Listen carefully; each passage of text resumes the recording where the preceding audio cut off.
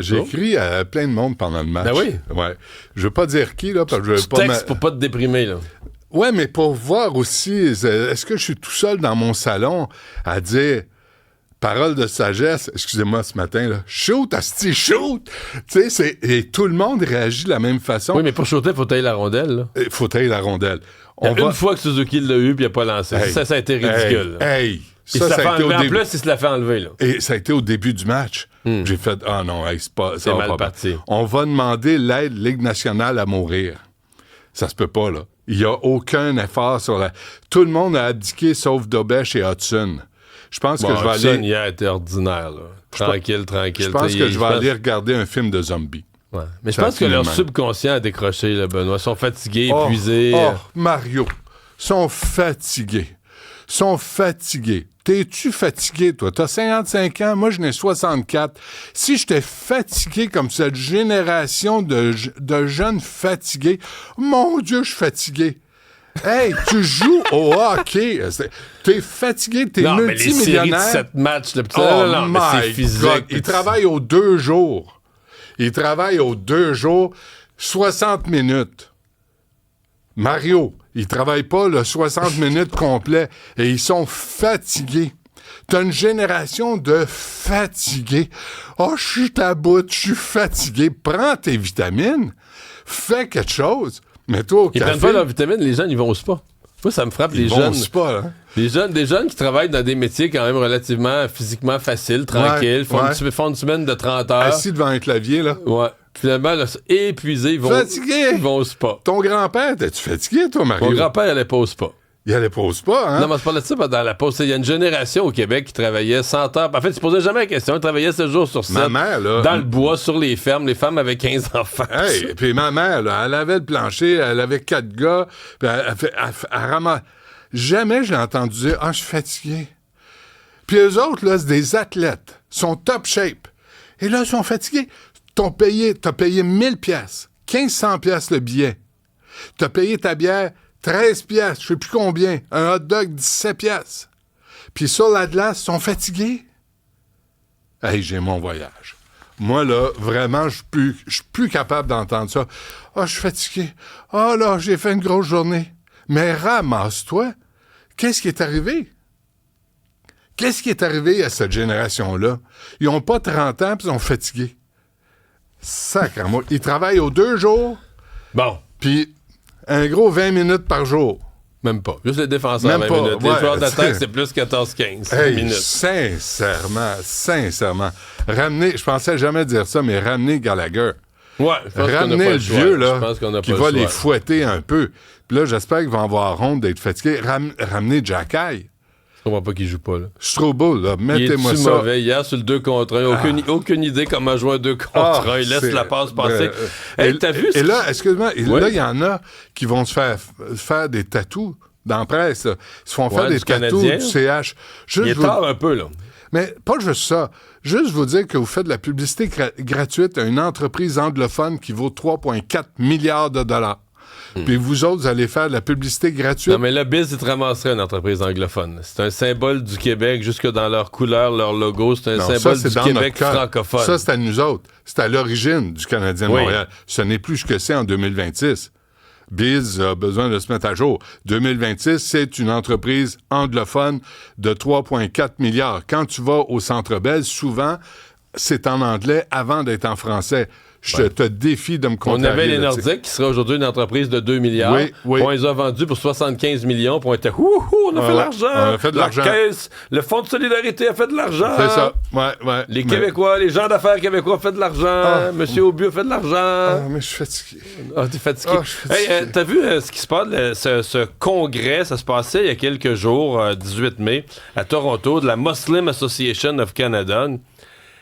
Et un des... L'Association musulmane du Canada. Ouais. Il y a un des thèmes, ça s'imagine pas, là, mais un des thèmes, je sais pas, je dois appeler ça un projet de société, je mets le mot en 8 paires de guillemets. Ouais. A Jew-free Canada. Donc un Canada sans juifs. C'est extraordinaire.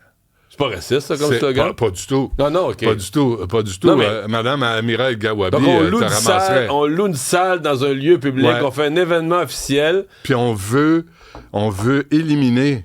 je choisis le verbe, parce que ça pourrait être pire, toute une partie de la population. Non, mais Benoît, si quelqu'un faisait un congrès, puis il disait « Je rêve d'un Canada sans Asiatiques, sans Noirs, sans... » Mais sans musulmans? On va virer ça à l'envers.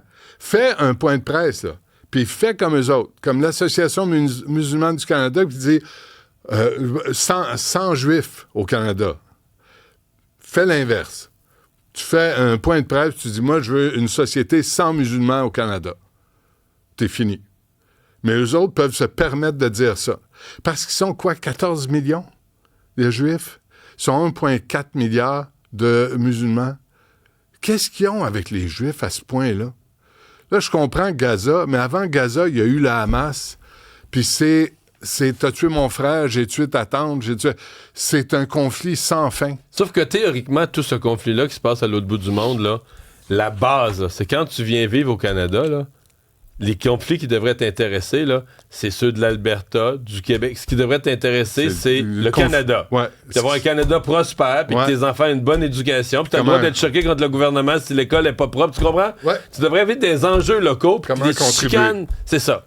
Puis les chicanes qui se sont passées à l'autre bout du monde, c'est plus ça, là. Oui. Mais là, tout à cause de Trudeau, le communautarisme est écarné. Là, chaque communauté a le droit d'importer les conflits, les amener dans chaque quartier. Et là, il y a des parades. Il y a des parades sikh là, que j'ai vues déferler. Il y a une journée sikh. Là, hier, c'était aussi... Là, on va revenir, là, l'abattage rituel là-dessus. La SPCA s'en mêle pas. Et on a des lois contre la cruauté envers les animaux au Canada et au Québec, mais on ne les applique pas pour des raisons religieuses. Y a-tu quelqu'un qui va avoir le courage de faire le ménage là-dedans? Je le vois pas, cette personne-là. À part Paul Saint-Pierre Plamondon, à part une partie de la CAQ, je vois pas Mme Fréchette se tenir debout là-dessus. Mais on a dit, nous, puis toi, tu t'en as souvent parlé, les animaux, faut les traiter correctement. On ne peut pas les maltraiter. Il y a des lois contre ça. On ne va pas non plus penser qu'ils sortent d'une bande dessinée de Walt Disney. Mais toutes les lois sont suspendues quand c'est pour des motifs religieux. Là, tu me parles de celle-là, mais je peux t'en nommer 8 autres lois qui ne s'appliquent plus pour des... En passant... Tu me parlais d'une photo. Ouais. Salma Zaïd, qui est une députée de la libérale, évidemment, la circonscription de Scarborough Centre à la Chambre des communes depuis 2015, sous la bannière du Parti libéral du Canada. Veux-tu me faire un gros plan de ça, Jean-François, s'il te plaît?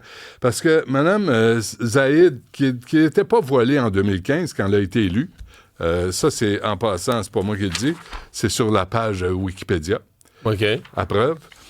Est photographiée ici avec un type qui a un T-shirt qui glorifie les ayatollahs en Iran qui ont assassiné, torturé, violé sous leur régime des Iraniens, des Iraniennes. Mais c'est sa famille? C'est son conjoint et sa fillette? On ne sait pas c'est qui. Non, c'est d'autres gens. OK, ça part rapport. Et une fillette qui est voilée. Évidemment, on sexualise... Très jeune, quand même. On sexualise le corps d'une petite fille. Parce qu'on est obsédé sexuel. On se dit, si une petite fille n'a pas un voile, ça veut dire qu'on a la permission de lui sauter dessus. Ce qui n'est pas le cas. Chez les hommes civilisés, jamais on pense ça. Chez les pédophiles, on veut les mettre en prison. Ou pire. Mais on veut les mettre en prison. Alors ça, c'est... Mme Zaïd, qui siège à la Chambre des communes, elle pose fièrement avec un type qui glorifie des dictateurs, des tortionnaires, des assassins, puis elle siège à la Chambre des communes. Et M. Carney est le chef de ce parti-là. Moi, je pense qu'il est temps qu'on pose des questions à Mme Zaïd. C'était qui? C'est quoi votre lien? Comment ça que vous avez posé avec cet homme-là? Avez-vous vu le T-shirt? Genre. Fait que je pense que ça s'applique. Là, la religion, là, à la maison.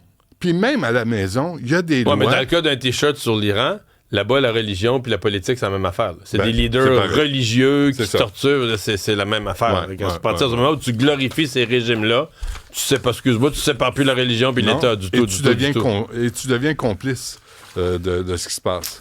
Benoît, merci. Ah, oui. On t'écoute 9h30.